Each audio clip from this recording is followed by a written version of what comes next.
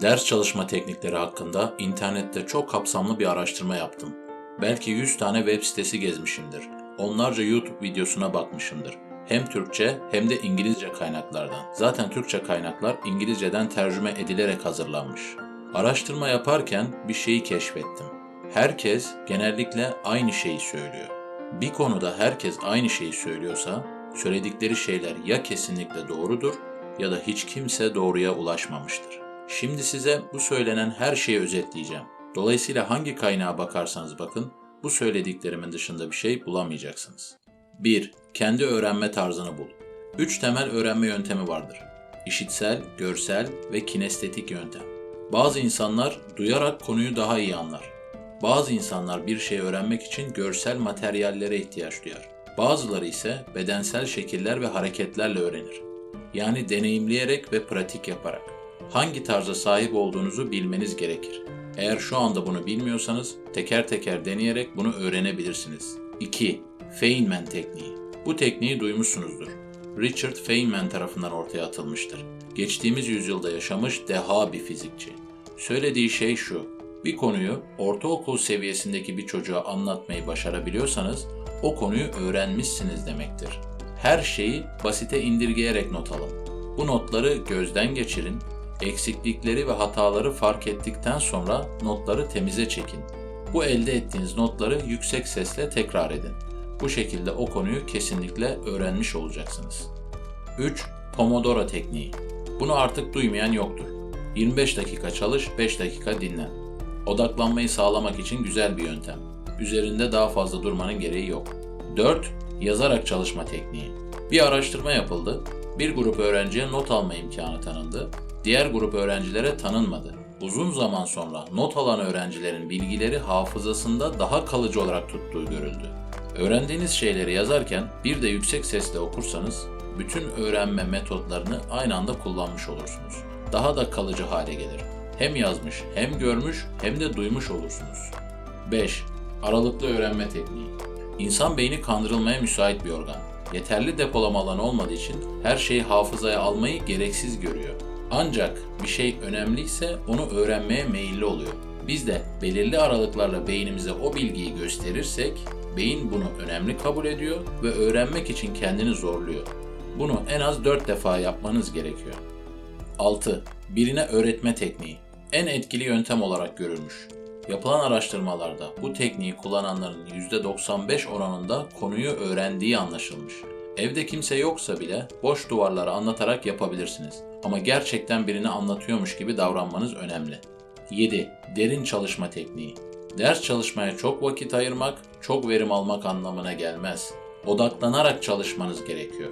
Adeta kendinize bir mağara ortamı yaratmanız lazım. J.K. Rowling, Harry Potter'ı yazana kadar bir otel odasından dışarı hiç çıkmamış. Carl Jung, o meşhur psikanalizlerini elektriğin bile olmadığı köy evinde yazmış. Bu yöntem, çalışma esnasında her şeyden tamamen soyutlanarak çalışmayı tavsiye eder. Başarının bu şekilde gelebileceğini söyler. 8. Uyumadan önce notları gözden geçirmek. Çıkarmış olduğunuz özetleri, çalıştığınız dersleri, dinlediğiniz bilgileri uyumadan önce tekrar ederseniz, beyin onları sabaha kadar tekrar eder. Böylelikle öğrenmeyi kolaylaştırmış olursunuz. Bu maddeler haricinde internette kısa vadeli hedefler koymakla, spor yapmakla, plan yapmakla, odayı temiz tutmakla, sosyal medyadan uzaklaşmakla alakalı tavsiyeler de mevcut.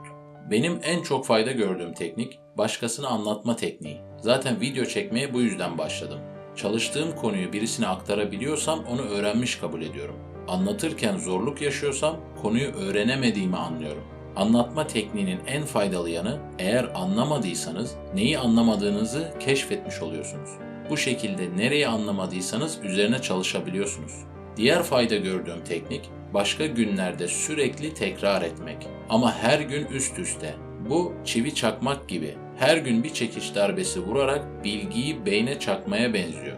Sürekli tekrar etmek emek isteyen bir şey. Bu işin kolay bir yolu yok arkadaşlar. Buralarda sihirli değnek arıyorsunuz biliyorum. Nasıl daha kolay öğrenirim, nasıl kalıcı olur diye araştırıyorsunuz. Ama gerçekten kolay bir yolu yok. Kolay olsaydı zaten herkes yapardı. Emin olun, bunları madde madde sıralayanlar da hiçbirini uzun vadede yapmıyor. Çünkü bu işin tek bir doğrusu yok. Sadece tek bir şey lazım, onu da birazdan söyleyeceğim. Fakat bu tekniklerin hepsi geçerli teknikler. Uzun zamandır uygulanan ve faydalı olduğu bilimsel açıdan kanıtlanmış teknikler.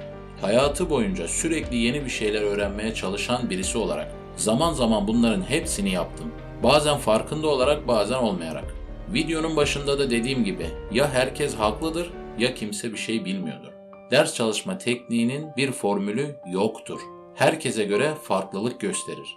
Kimisi birini anlattığında kavrar, kimisi okuduğunda, kimisi de dinlediğinde. Bazılarını da görmesi gerekir. Burada şunu yapın, bunu yapın diye tavsiye verenler, kendi öğrenme yöntemini keşfeden insanlar. O şekilde yapıp öğrenebildiğini keşfetmiş.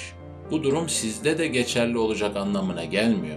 Bu konuyu araştırırken şu tavsiyeleri çok gördüm. Odanızı temiz tutun, masanızı düzenleyin, ayrı bir odada çalışın, bu işi seremoni haline getirin, başlamadan önce kahve için, sessiz ortama geçin, yapışkan kağıtlar kullanın falan. Bunlar yanlış demiyorum.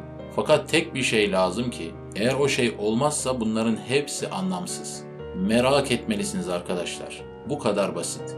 Eğer çalıştığınız konuyu merak ederseniz, hiçbir tekniğe ihtiyaç duymadan zaten öğreneceksiniz. Ama öyle bir meraktan bahsediyorum ki, o konuyu öğrenene kadar diğer her şey size anlamsız gelmeli. Daha doğru ifadeyle angarya gelmeli. Şu dersim bitsin de biraz dinleneyim diyorsanız yanlış yoldasınız. Biraz dinlenmek zorundayım çünkü derse geri dönmeliyim demelisiniz. Ders çalışırken nefes alıyormuş gibi hissetmelisiniz, dersi bırakınca değil. Eğer tutkulu bir şekilde merak ederseniz zaten bu teknikleri araştırma ihtiyacı hissetmeyeceksiniz bile. Bütün bu saydığım teknikler yan yana gelen sıfırlar gibidir. Bu sıfırlar başına bir rakam geldiğinde anlam kazanır. İşte o rakam merak etme duygusudur. Tarih boyunca bu tekniklerden habersiz olup kontrol edilemez merak duygusuna sahip tonla insan istediği her şeyi öğrendi, anlattı, ezberledi ve unutmadı. Albert Einstein o inanılmaz merak duygusu sayesinde meşhur genel ve özel görelilik kuramını geliştirdi. Isaac Newton ışık ve renk deneyi yaparken uzun süreler güneşe baktı, neredeyse kör oluyordu. James Maxwell elektromanyetizma alanında yaptığı çalışmalar sayesinde modern dünyayı kurmamızı sağladı. Burada tonlarca isim sayabilirim ama sonuç değişmez. Hepsinin ortak bir yanı var. Bu insanlar karşı konulamaz bir merak duygusu içindeydi. Hayatları boyunca ders çalıştılar. Kimi zaman not tuttular, kimi zaman yapışkan kağıt kullandılar. Bazen de not tutmadılar. Kimi zaman birilerine anlattılar, kimi zaman onları kimse anlamadı bile. Bazen çalışma masasını temiz tuttular, bazen dağınıktı. Tek bir şeyi başardılar, merak etmeyi. Merak ettikleri için not da aldılar, görselle de desteklediler, duyarak da öğrendiler. Ama öğrendiler. Siz de mesela matematik çalışıyorken fonksiyonlar ve türevler anlamsızmış gibi hissedebilirsiniz ama evrenin çalışma mekanizmasını merak etseydiniz, bu merakı gidermek için fizik bilmek zorunda olduğunuzu anlayacaktınız. Sonra fizik öğrenmek için matematiğin bir dil olarak kullanıldığını anlayacaktınız. Fizikle ilgilenirken aslında maddenin yapısını bilmek gerektiğini keşfedecektiniz. Buradan da kimyanın önemini kavrayacaktınız. Maddeyi araştırırken aslında kendinizi tanımadığınızı anlayıp biyolojiyle ilgilenecektiniz. Kendinizi araştırırken sadece biyolojik varlıklar olmadığımızı, psikolojinin de ne kadar önemli olduğunu hissedecektiniz. Psikolojiye bakarken insan psikolojisine büyük ölçüde toplumun etki ettiğini görüp sosyolojiye merak salacaktınız. Sosyoloji sizi siyaset bilimine, siyaset bilimi sizi ekonomiye, o da sizi matematiğe götürecekti. Bütün bunları öğrenmek için doğru kaynakların İngilizce olduğunu görecektiniz ve İngilizce öğrenmenin ne kadar önemli olduğunu anlayacaktınız. İşte arkadaşlar, merak duygusu dersleri verimli hale getirecek ve öğrenmenizi sağlayacak en önemli tekniktir. Diğer teknikler yanlıştır demiyorum. Tabii ki uygulanabilir. Ama bu dediğime sahipseniz ihtiyaç yoktur. Çünkü merak eden adam zaten not alır, zaten heyecanlanır, başkasına da anlatır. Hayatının merkezi haline getirdiği için de asla unutmaz. Tıpkı yaşamsal fonksiyonlarımızı hiç unutmadığımız gibi.